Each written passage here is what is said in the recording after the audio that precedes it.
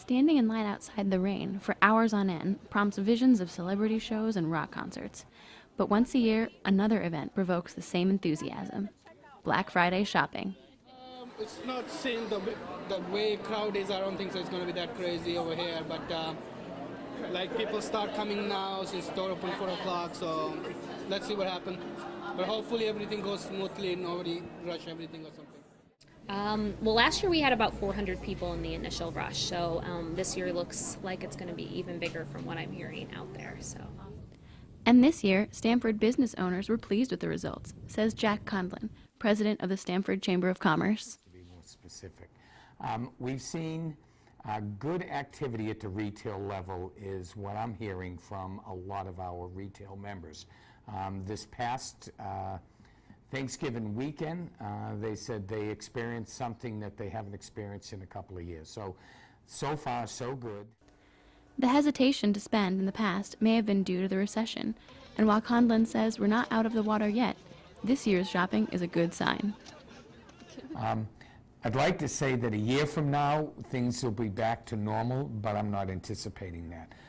I think we're probably looking at a year from now, things are going to be a lot better than they are now, but we probably won't reach that stage of normal, whatever that is, for probably a year and a half to 2 years from now.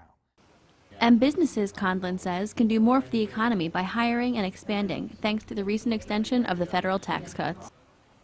Where the tax cut are really going to be helpful is for the small business, because they're the group that falls definitely above the 250,000 all the way up into the well into the millions, and those are the people that the tax savings is a lot greater, and the intent is that they will invest those dollars back into their business, which will help to generate additional jobs, new jobs into their business itself. Historically, Stamford has been a town with a very low unemployment rate, which has posed its own sort of challenges.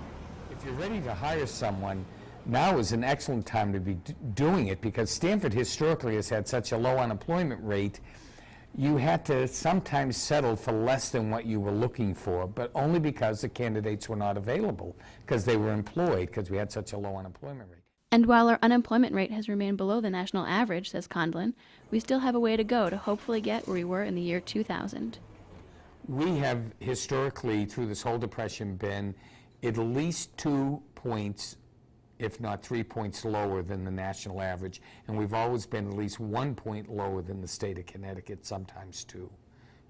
So we did see a major increase, because our unemployment rate was in the winter of 2000, our unemployment rate was below 1%. That was the lowest unemployment rate ever recorded in the history of the United States, keeping statistics on unemployment. We may not have come out of the recession as quickly as we would have liked, explains Conlon, but we are on our way, and so far, these holiday commerce numbers are a positive indicator.